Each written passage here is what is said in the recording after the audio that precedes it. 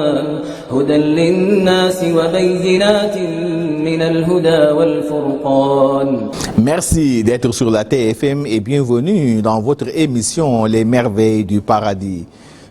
أعوذ بالله السميع العليم من الشيطان الرجيم بسم الله الرحمن الرحيم الحمد لله رب العالمين والصلاة والسلام على أشرف الأنبياء والمرسلين سيدنا ونبينا محمد وعلى آله وصحبه ومن والاه.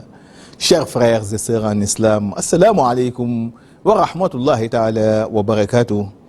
Nous allons vous parler aujourd'hui du choix, n'est-ce pas, de l'époux. Autrement dit, sur la base de quels critères doit-on choisir un époux ou une épouse? Chers frères et sœurs en islam, le mariage est une union conclue en principe pour la perpétuité. De ce fait, il nécessite de faire un très bon choix de part et d'autre. C'est très important.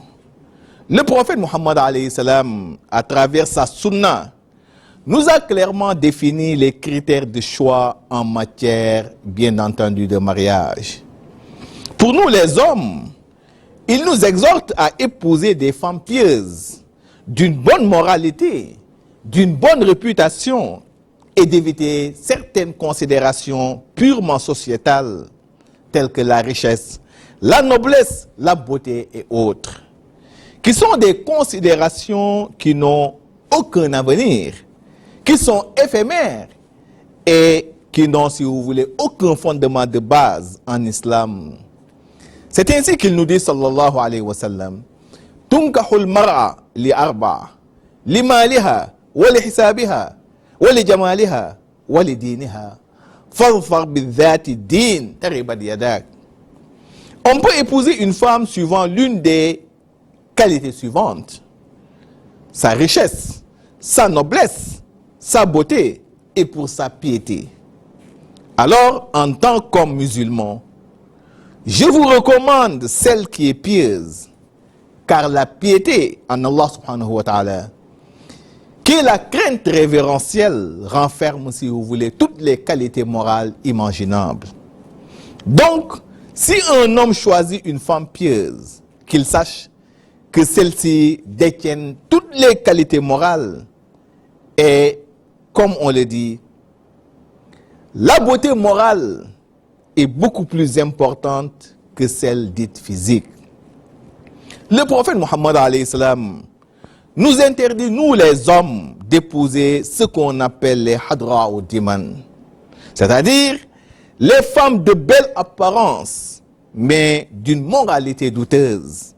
C'est ainsi qu'il nous dit, sallallahu alayhi wa sallam, Iyyakum wa hadra ou diman. Qila ya Rasulallah, wa ma hadra ou diman? Qal, al-mar'atu al-hasna'u fil manbati sou. Abstenez-vous des hadra ou diman. On lui demanda au messager d'Allah, qui sont-elles? Il répondit, ce sont les femmes d'une belle apparence, d'une beauté extraordinaire, mais d'une moralité douteuse. Donc, le meilleur choix qu'un homme peut faire, c'est d'avoir à ses côtés une femme pieuse, d'une bonne moralité. Le prophète Mohammed al-Islam nous dit, nous les hommes toujours, Irtaru linutafikum fa innal irqa dasas. Choisissez l'utérus où vous placez votre sperme, vous les hommes. Excusez-moi, c'est juste pour être fidèle à la tradition. Choisissez l'utérus où vous placez votre sperme, vous les hommes, car les racines s'enfoncent. Autrement dit, telle mère, telle fille.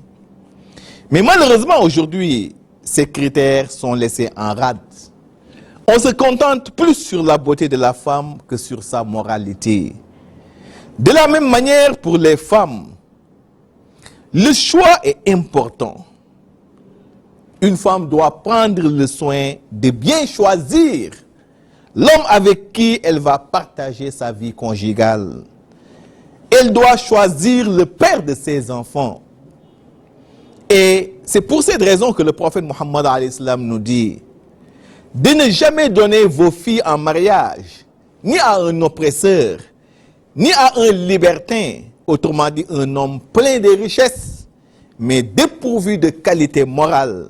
C'est ainsi qu'il nous dit, sallallahu alayhi wa sallam, Man tardawna khuluquhu wa dinuhu fazawwiju fa in lam tafal takun fitnatun fil ardi wa fasadun kabir.